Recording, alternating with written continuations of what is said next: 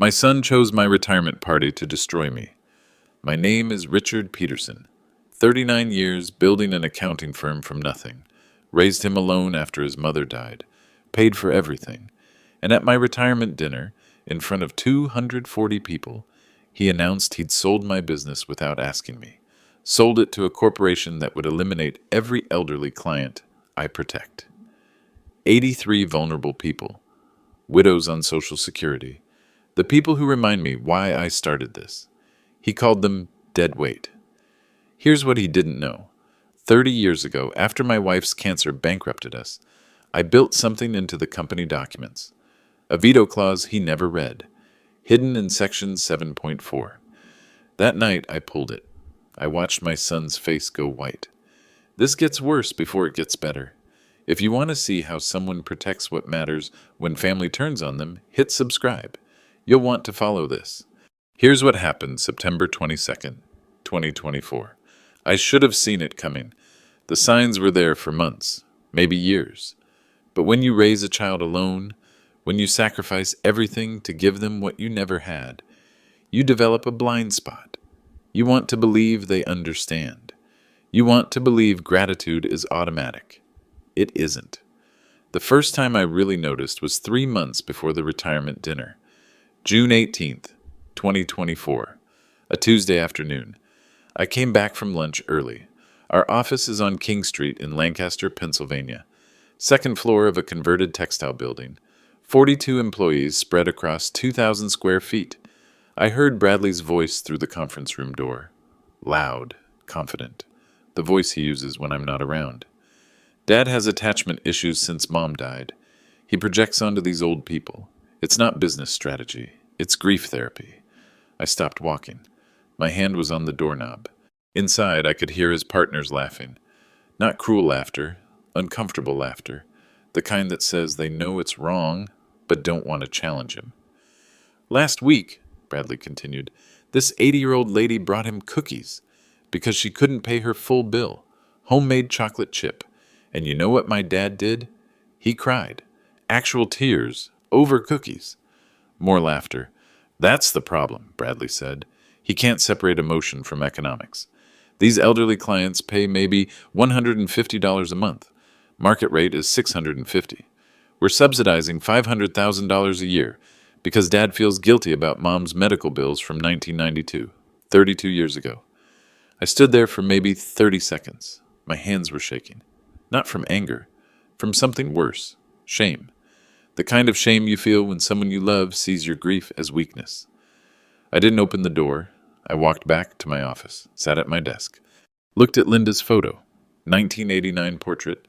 She was 31, smiling. She died 3 years later. Ovarian cancer, stage 4.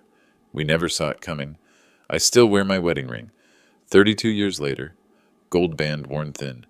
Bradley's wife, Nicole, asked me once why I never took it off. This was at a family dinner last Christmas. Her exact words.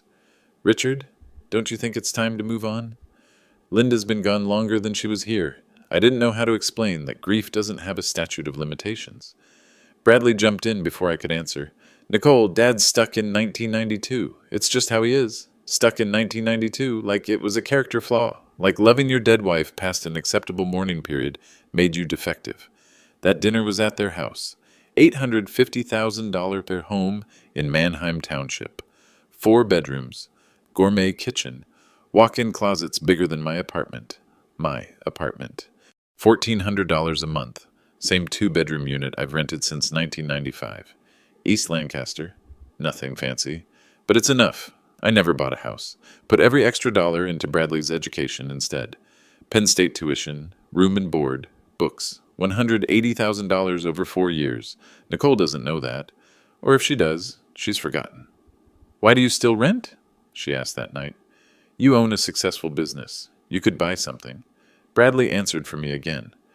Dad's got Depression-era values. He thinks spending money on yourself is wasteful. They both laughed, gentle mockery. The kind that's supposed to be affectionate but lands like an insult. I changed the subject. Asked about their vacation plans. Smiled. Played along. But I remembered. The second time I really saw it clearly was August 9th, a Friday morning. Our senior accountant, Janet Morrison, came into my office. She's been with me 28 years. Started in 1996, right after Linda died. Watched me raise Bradley. Covered for me when I had to leave early for his Little League games, his school plays, his parent-teacher conferences. Janet closed the door behind her. She looked nervous. "Richard, I need to show you something." She placed her laptop on my desk, opened her email, scrolled to a thread she'd been copied on by mistake. "Bradley didn't mean to include me," she said, "but I think you need to see this." The subject line: Peterson and Associates Acquisition Proposal Confidential. 201 emails, starting March 15th, between Bradley and executives at Apex Financial Group. Vice President of Acquisitions David Morrison, CFO Patricia Hill. I scrolled through them. My chest felt tight. March 15th. Bradley to David Morrison. "My father runs a charity, not a business. Our elderly client base depresses our valuation. Post-acquisition, can we transition them to automated services?" April 3rd. Patricia Hill to Bradley. "Understood. We'd eliminate any client's billing under $500 per month within 90 days. Your father won't need to be involved in transition decisions." May 22nd. Bradley to David. "Dad's sentimental about the legacy program. It's named after my mom, but honestly, it's just his way of processing grief. Once he's out, we can rebrand and streamline." June 18th. Bradley to Patricia.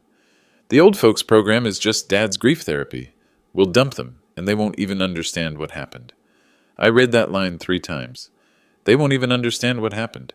Janet stood there watching me. I could see she was angry. Her jaw was tight. "Richard," she said quietly, "he's been planning this for 4 months. You're not copied on anything." I looked up at her. "Does he know you saw this?" "No." "Don't tell him."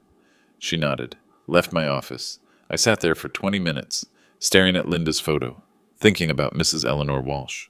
81 years old, widow, lives on $1,350 a month Social Security. I charge her $150 for tax prep and quarterly bookkeeping. Market rate would be $650. In 2019, I saved her from a reverse mortgage scam. Predatory lender offered her $340,000 against her home. Would have taken everything.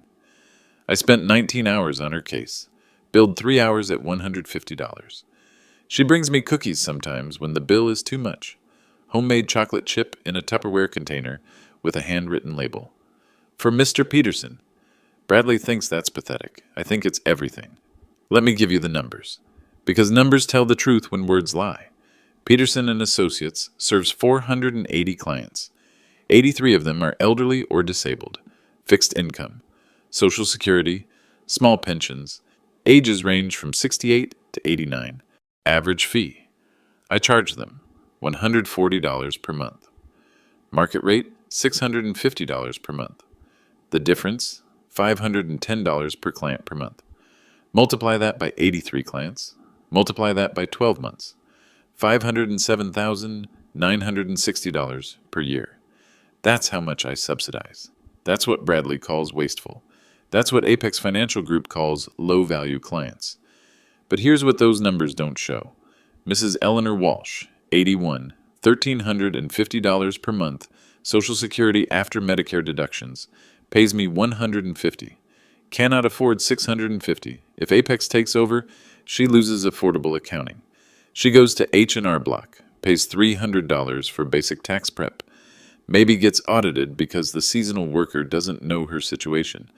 Maybe loses her home because she can't afford proper financial planning. Mr. Arthur Bennett, 73. Retired postal worker, $1,500 a month pension, wife has dementia, needs help with medical expense tracking for tax deductions. I charge him $200, market rate $800. Difference keeps them above water. Mrs. Dorothy Hamilton, 68, early widow. Husband died in construction accident 2009. Settlement money in trust. Needs quarterly reviews to prevent her son from draining it. I charge $100. Market rate $700. She trusts me because I treat her with dignity. 83 people. 83 stories. 83 reasons the subsidy matters. Bradley sees $500,000 wasted. I see $500,000 well spent. But the stakes aren't just financial. In 1994, 2 years after Linda died, I restructured the entire business. changed the partnership agreement, created something called the Linda Peterson Memorial Foundation. It's a dual LLC structure. The foundation holds the building, the client list, the goodwill value. The operating company pays rent to the foundation. The foundation board has 5 members. I control 3 votes. Nobody reads partnership agreements, especially not children who assume they'll inherit everything. Bradley signed documents in 2018 when I made him partner. Never read them. Just signed. Asked me how much his distributions would be. I told him, "You'll get what you earn." He heard, "You'll get what you want." 2 different things. From 2020 to 2024, Bradley drew $485,000 in partner distributions. His actual productivity generated maybe $200,000 in net revenue. He's been taking more than he produces, subsidized by the firm, by me, by the clients he wants to eliminate. The irony is perfect, but here's the real stake, the thing that keeps me awake at 3 a.m. If this sale goes through, the Linda Peterson Memorial Foundation gets dissolved. The mission gets erased. 32 years of honoring my wife's memory gone, replaced by streamlined operations and market rate pricing and automated services that elderly clients can't navigate. Linda died because we couldn't afford early intervention. By the time her symptoms got bad enough to see a specialist, it was stage 4. Medical bills, $340,000. Insurance covered $180,000. We declared bankruptcy January 1993. Bradley was 5 years old. An accountant named Bernard Hoffman did our taxes for free for 3 years, helped me restructure debt, showed me how to protect the small amount we had left, refused payment, said, "You've got a little boy to raise. Pay it forward someday." I built the legacy program to pay it forward. Bradley calls it grief therapy. Maybe he's right. Maybe I do project onto these elderly clients. Maybe helping them helps me process what I couldn't do for Linda. But even if that's true, so what? Mrs. Eleanor Walsh still gets affordable accounting. Mr. Arthur Bennett still keeps his house. Mrs. Dorothy Hamilton still has protection from exploitation. My grief has purpose. Bradley's ambition has expense. I know which one I can live with. The retirement dinner is in 2 weeks. September 22nd. Bradley thinks it's a celebration, thinks he's finally taking over, thinks the old man is stepping aside and the real business can begin. He doesn't know about Section 7.4. He doesn't know about the foundation board structure. He doesn't know that Margaret Foster Linda's sister, my sister-in-law, holds the trust that controls the client list. He doesn't know I've been preparing for this moment since 1994. 30 years. That's how long it takes to build a legacy worth protecting. That's how fast someone can try to destroy it. September 3rd. 3 weeks before the retirement dinner, Janet Morrison came to my office again. This time she didn't look nervous. She looked angry. "He did it," she said. "Did what?" "Signed a letter of intent with Apex. Without you." She handed me a printed document. 9 pages. Apex Financial Group letterhead. Dated September 1st. I read it slowly. Peterson and Associates will be acquired for $14.2 million. Transaction to close November 15th, 2024. Seller to facilitate transition of all client relationships, except those deemed non-strategic. Non-strategic.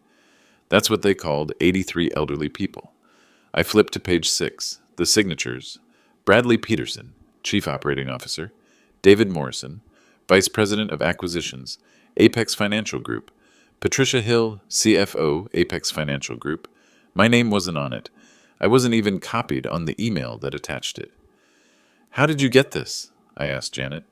"Bradley printed it in the common area.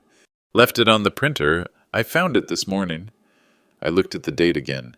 September 1st, 2 days ago. "Janet, I need you to do something.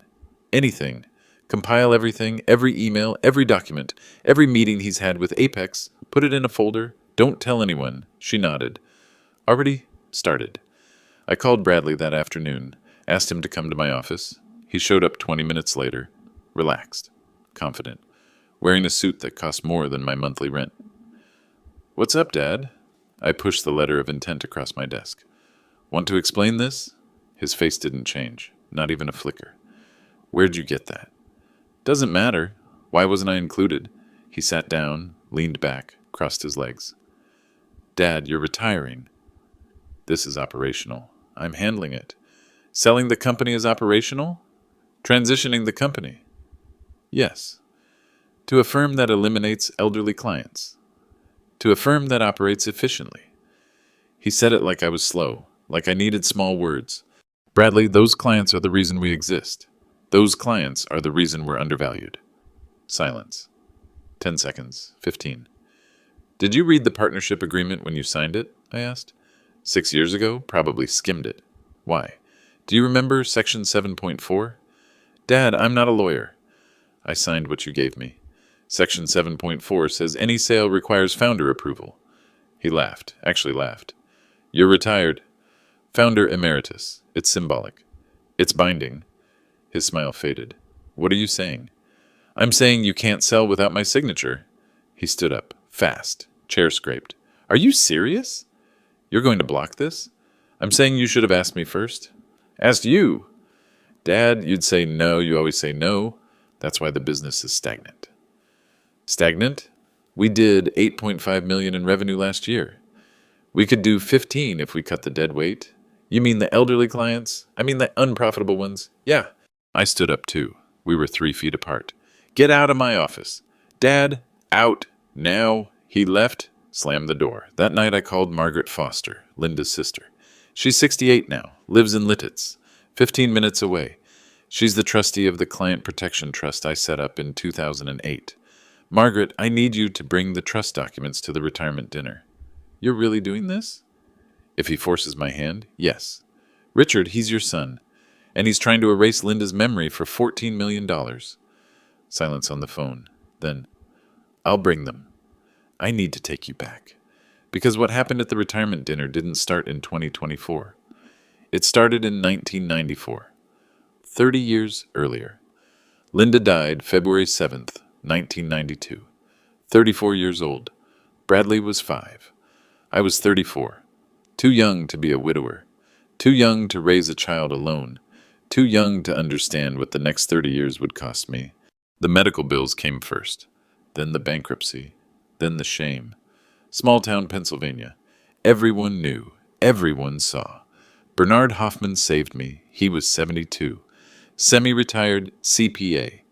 Heard about Linda through church. Showed up at my door 3 weeks after her funeral. I do taxes, he said. You need help. I don't need money. Let's work. For 3 years, he handled everything. Personal taxes, debt restructuring, financial planning. Charged me nothing. When I tried to pay him, he refused. Your boy needs food and clothes, he said. Not accountant fees. Pay it forward someday. He died in 1996. Heart attack. 80 years old. I went to his funeral. Small service. Maybe 30 people. His daughter gave the eulogy.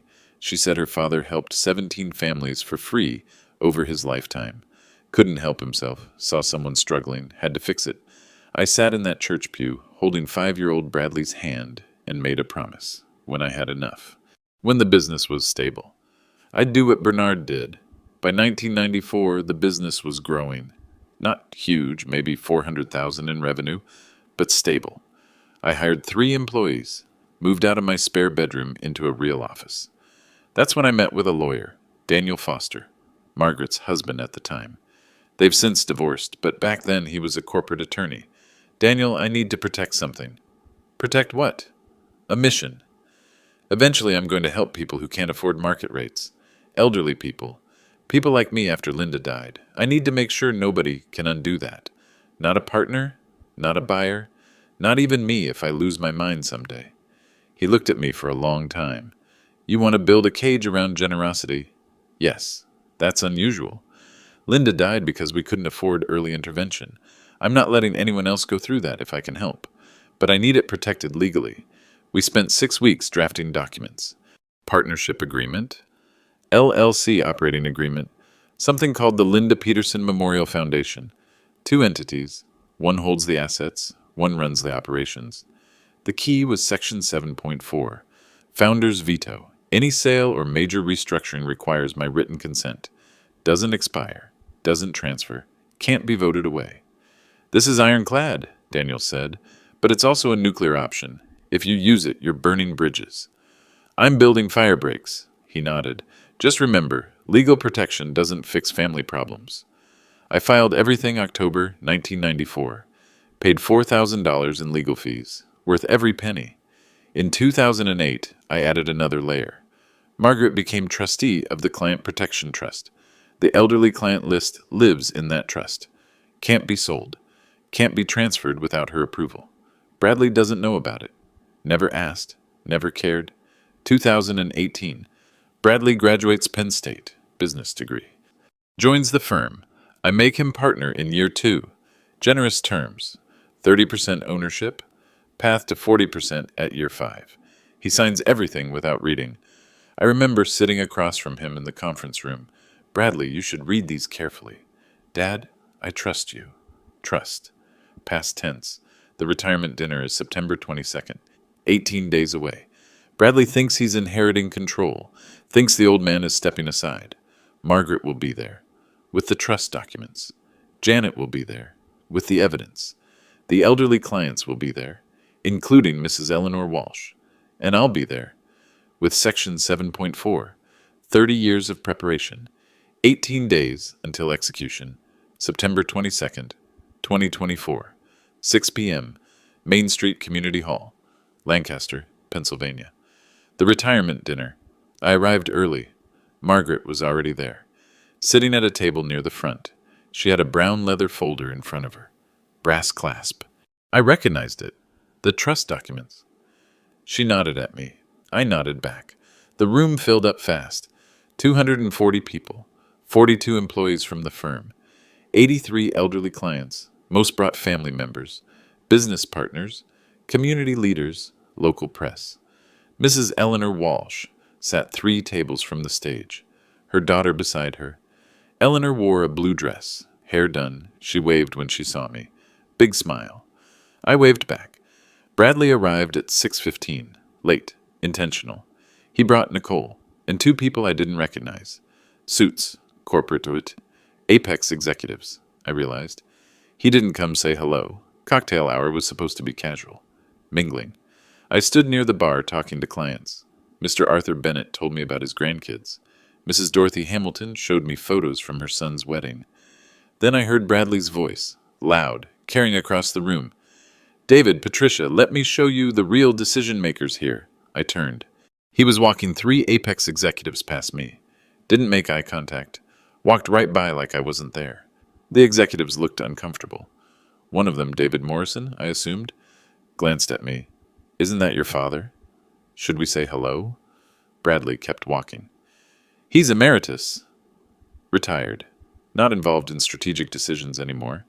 Emeritus. Like I was a figurehead. Like I hadn't built every brick of this company. I felt Janet Morrison beside me. She'd heard it too. Say something, she whispered. Not yet. Richard, not yet. Mrs. Eleanor was 10 feet away. She'd heard too. Her face fell. She looked at me with this expression pity mixed with confusion, like she couldn't understand why my son would treat me that way. I smiled at her. Gentle. Tried to say, it's fine, without words. But it wasn't fine. Bradley took the Apex executives to a corner table, huddled, talking, pointing at documents on a tablet, planning, strategizing. At my retirement dinner, 7 p.m., dinner started. Speeches scheduled for 7:45. I sat at the head table. Bradley sat 3 tables back, with the Apex executives, not with me. Janet leaned over. This is humiliating. Good, I said quietly. Good? Witnesses remember humiliation. She frowned but didn't argue. Pastor Michael Davis gave the opening blessing. Dr. Helen Rodriguez, Foundation board member, gerontologist, spoke about community service. Judge Thomas Bennett talked about integrity in business. Then it was time for client testimonials. Mrs. Eleanor Walsh walked to the microphone, slowly.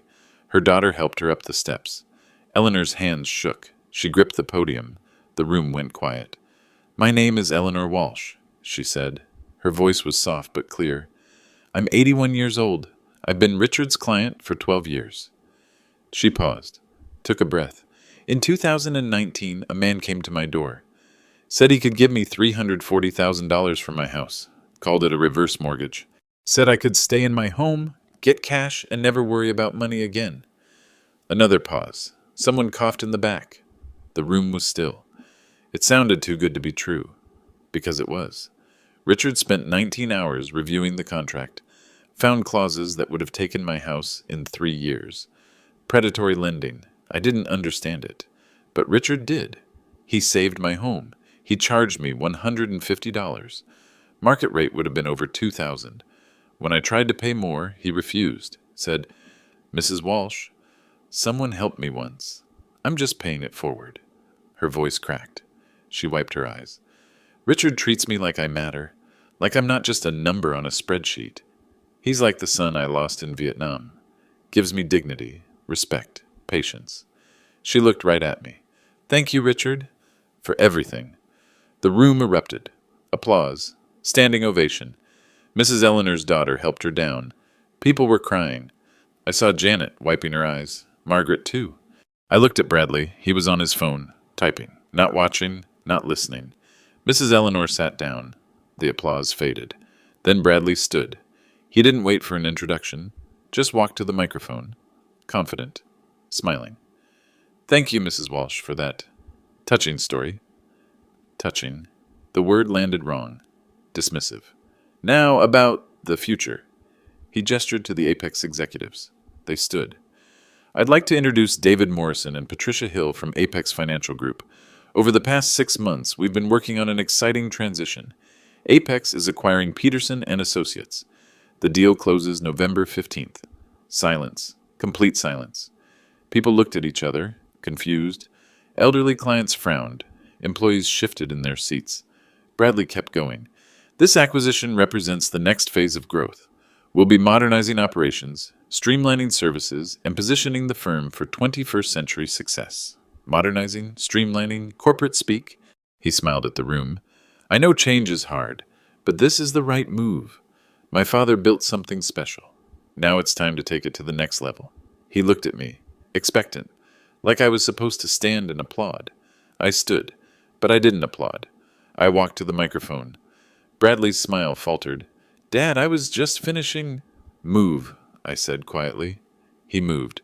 I stood at the podium, looked out at 240 faces, some confused, some angry, some scared. I took a breath. "Bradley," I said, "before you continue, I have a question." Bradley stood 3 feet from me. The Apex executives sat frozen at their table. Every eye in the room was on us. "Dad, this isn't the time. Do you remember why I started the Legacy Program?" He blinked. "What?" "The Legacy Program. The elderly clients. The reduced fees. Do you remember why?" "Dad, that was 30 years ago. Things change. Answer the question." The room was silent. 240 people holding their breath. Bradley's jaw tightened. "You wanted to help people. Fine. You helped people. Now it's time to—" "Your mother died when you were 5. He stopped. His face went pale. I kept going. My voice was steady, quiet, but it carried. February 7th, 1992. Linda Peterson, ovarian cancer, stage 4, 34 years old. Medical bills, $340,000. Insurance covered $180,000. We declared bankruptcy January 1993. You were 5. You don't remember. Bradley's mouth opened. Nothing came out. An accountant named Bernard Hoffman did our taxes for free for 3 years. Refused payment. Said, "You've got a little boy to raise. Pay it forward someday." I reached down. Margaret was standing. She handed me the leather folder. "I built the Legacy Program to honor your mother, to pay forward what Bernard Hoffman did for us, to make sure no one else lost everything because they couldn't afford help." I opened the folder, pulled out a document. "This is the 1994 partnership agreement, the one you signed in 2018 without reading." Bradley's face flushed. "Dad, everyone knows you have sentimental attachments, but legally—" "Section 7.4, I interrupted. I read aloud. "Any sale, merger, or transfer of more than 25% ownership requires written consent of the founder. This provision shall remain in effect during the founder's lifetime and cannot be amended, revoked, or superseded by majority vote." I looked up. "I'm the founder. You need my signature. You don't have it." Silence. Then murmurs. People leaning to each other, whispering. David Morrison, the Apex executive, stood up.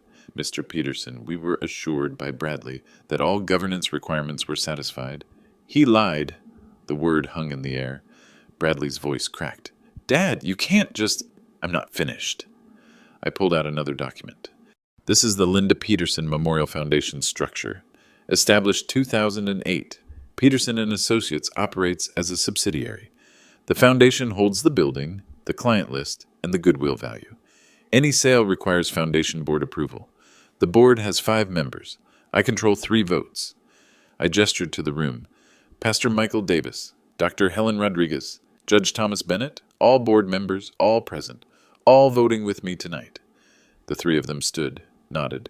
Bradley looked like he'd been hit. This is insane. You can't block a $14 million deal over what? Say it. Over some old people who don't even... He stopped, caught himself. But it was too late.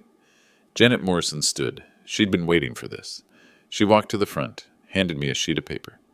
This is a text message, I said, from Bradley to David Morrison, dated June 18th, 2024, 11:47 p.m. I read it aloud, every word. The old folks program is just Dad's grief therapy. We'll dump them, and they won't even understand what happened. Gasps, audible gasps. Mrs. Eleanor's daughter stood up, furious. You said what?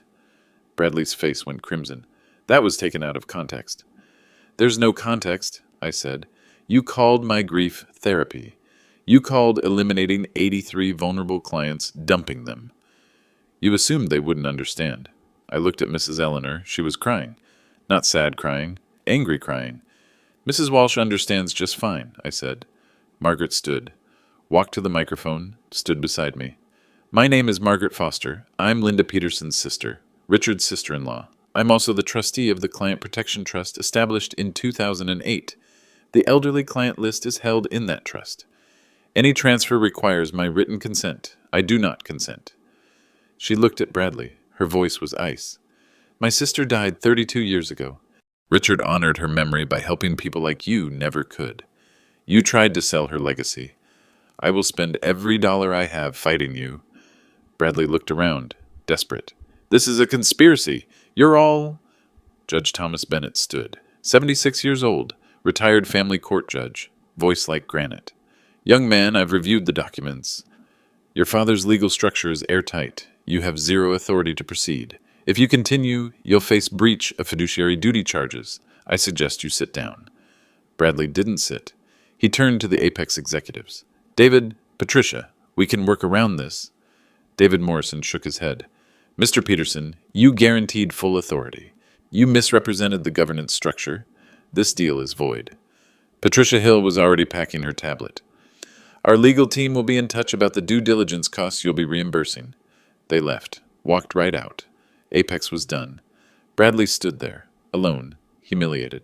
At 240 witnesses, I pulled out one more document. This is the operating agreement, section 9.2. If any partner attempts to execute a material transaction without proper authority, the founder may terminate that partner's interest at book value. I looked at Bradley. Your attempt to sell without my consent triggers termination. Effective immediately, your partnership is dissolved. You'll receive your capital account balance minus the $485,000 in excess distributions you took from 2020 to 2024. Janet will process the paperwork Monday. His voice was a whisper. You're taking everything from me. No, I'm taking back what was never yours to sell.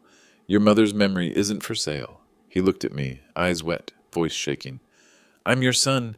Then act like it. He turned, walked to the exit. Nicole followed. The doors closed behind them. The room was silent for 10 seconds. Then Mrs. Eleanor stood, started clapping. One by one, the room joined. Applause. Not polite applause. Real applause. Relief, vindication, justice. I stood at the microphone, let it wash over me. 30 years of preparation, 30 seconds of execution. The applause faded. People sat down. The room still hummed with energy, shock, relief. Some anger directed at Bradley, some directed at themselves for not seeing it sooner. I stayed at the microphone. There was more to say. I need to clarify something, I said. For the employees. for the clients, for everyone wondering what happens next. Janet Morrison stood. She'd been coordinating with me for weeks, had everything prepared. Effective Monday, September 25th, I continued, Janet Morrison becomes managing partner. She's been with this firm 28 years. She knows every client, every process, every value that matters. Janet walked to the front. People applauded. She deserved it. The foundation board will meet Tuesday morning, I said. We're formalizing a new partnership structure. 3 senior accountants will join as equity partners, all committed to the mission, all understand that profit without principle is just extraction. Pastor Michael Davis stood. The board vote is already scheduled. 9 a.m. Richard's proposal will pass unanimously. Dr. Helen Rodriguez added, we're also expanding the foundation. Adding 2 seats, ensuring the mission outlives all of us. Judge Thomas Bennett's voice carried from his table. I've reviewed the succession plan. It's bulletproof. The legacy program is permanent. I saw Mrs. Eleanor wiping her eyes. Her daughter had an arm around her. Mrs. Walsh, I said, and everyone here paying reduced fees. Your rates don't change. Your service doesn't change. That's legally protected now. Forever. More applause. Quieter this time. Grateful.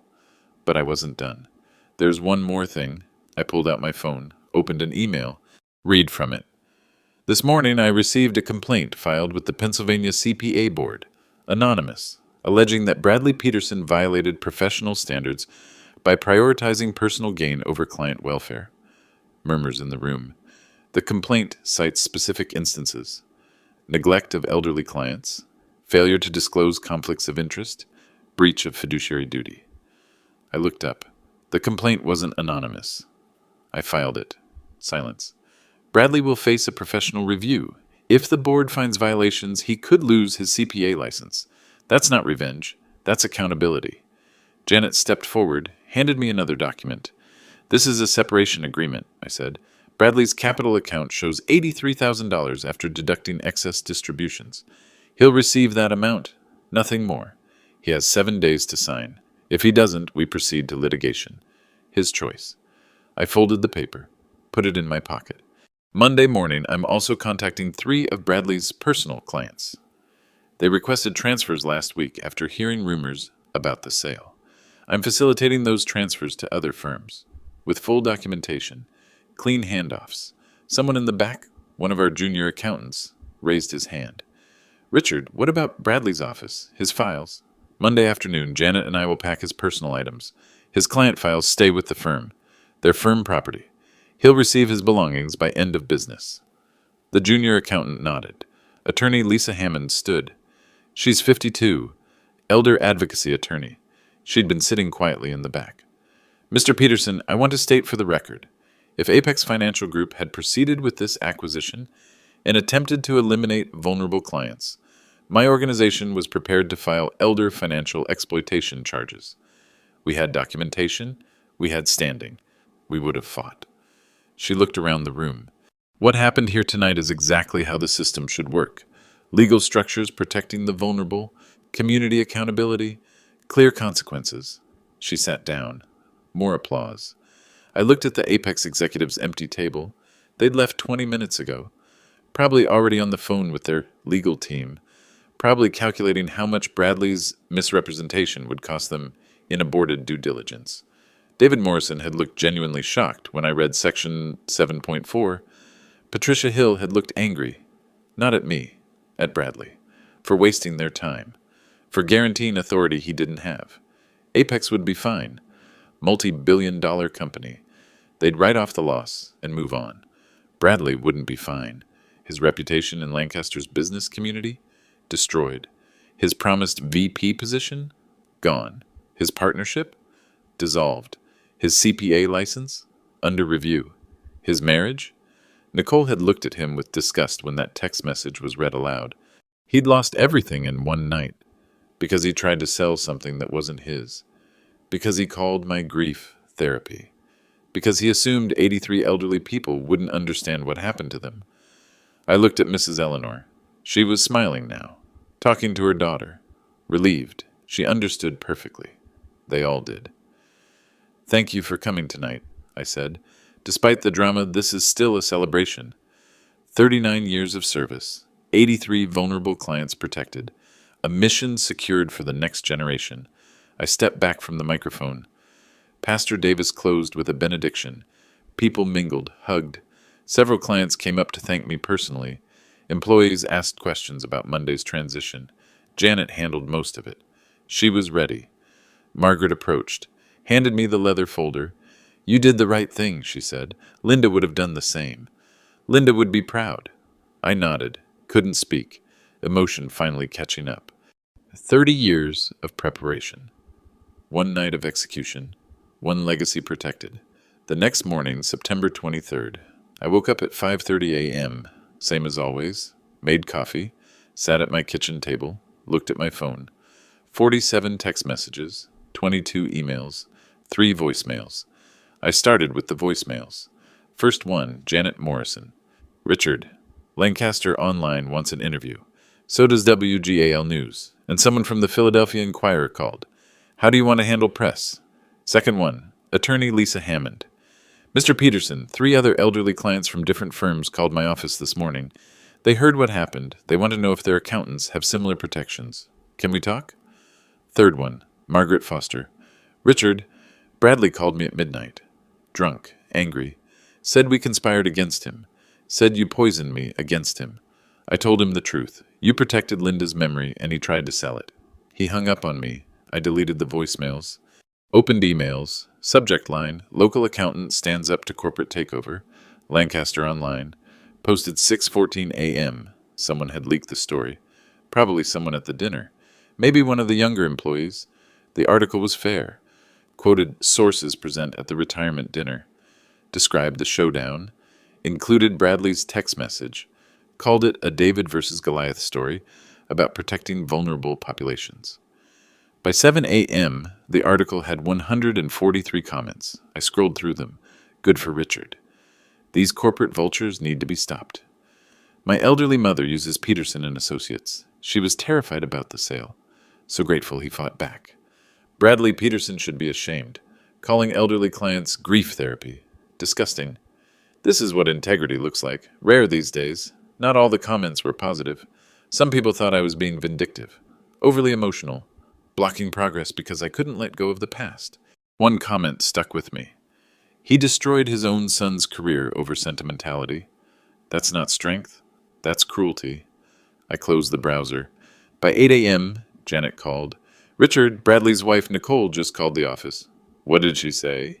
"She said she's filing for separation, moving to her parents' house in Hershey, asked if we could box up any personal items of hers from Bradley's office before Monday." "We'll handle it." "Richard," she was crying, said she didn't know about the text message, said if she'd known how Bradley talked about you, about the clients, she never would have supported the sale. I didn't respond. Janet continued. 3 of Bradley's personal clients called, requesting immediate transfers. They don't want to be associated with him. They're embarrassed. Facilitate the transfers. Full documentation. Already started. By 9 a.m., the Pennsylvania CPA Board confirmed receipt of my complaint. Formal review process would begin within 30 days. Bradley had the right to respond in writing. Hearing scheduled for November, if necessary. By 10 a.m., David Morrison from Apex Financial Group sent an email. Subject: Aborted acquisition, cost recovery. Mr. Peterson, Apex Financial Group incurred $83,000 in due diligence costs based on Bradley Peterson's representations about governance authority. We are pursuing cost recovery directly from Mr. Peterson as outlined in our letter of intent. This does not involve your firm. We wish you well. $83,000. The exact amount of Bradley's capital account. He'd get nothing. By noon, the Philadelphia Inquirer called my cell phone. I let it go to voicemail. Then a producer from KYW News Radio. Then someone from a podcast called Business Ethics Today. I turned off my phone. Monday, September 25th, 8 a.m. I met Janet at the office. We went to Bradley's office together, second floor, corner office, window overlooking King Street. His desk was clean, too clean, like he'd already removed personal items. But his computer was still there, his files, his diplomas on the wall, Penn State business degree, CPA certification. Take the diplomas down, I said. Box the personal photos. Leave the files. Janet started packing. I sat at his desk, opened his computer, locked. I didn't have his password. Didn't need it. IT would wipe it Wednesday per protocol. His bulletin board had a photo pinned to it. Bradley and Nicole on vacation, somewhere tropical. Both smiling, happy. That photo was probably 6 months old. I unpinned it, put it in the box. 30 minutes later, we were done. 3 boxes, not much. Most of what Bradley kept in the office was firm property. We carried the boxes to the conference room. Janet would ship them to his house. At 9 a.m., the foundation board met.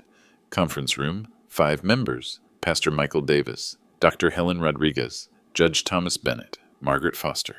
Me. The vote took 3 minutes. New partnership structure. Approved unanimously. Janet Morrison as managing partner. Approved unanimously. 2 new board seats for client advocates. Approved unanimously. Formal name change to Linda. Peterson Memorial. Accounting Foundation. Approved unanimously. We were done by 9:15.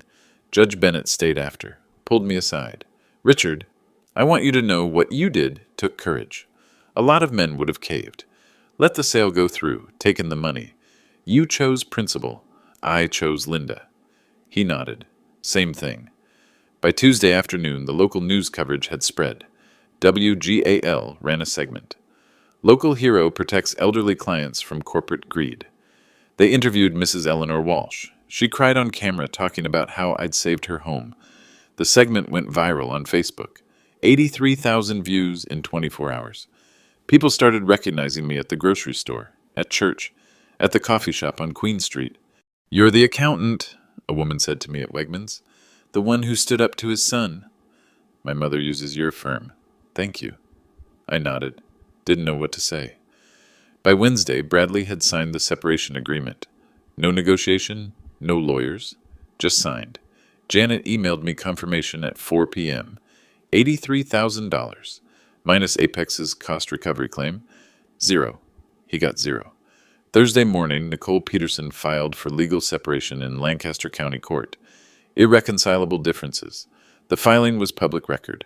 Local news picked it up. Bradley Peterson's wife files for separation following business scandal. I didn't read the article. Friday afternoon, I got a call from Bernard Hoffman's daughter. She'd read about the dinner. Wanted to thank me for honoring her father's memory.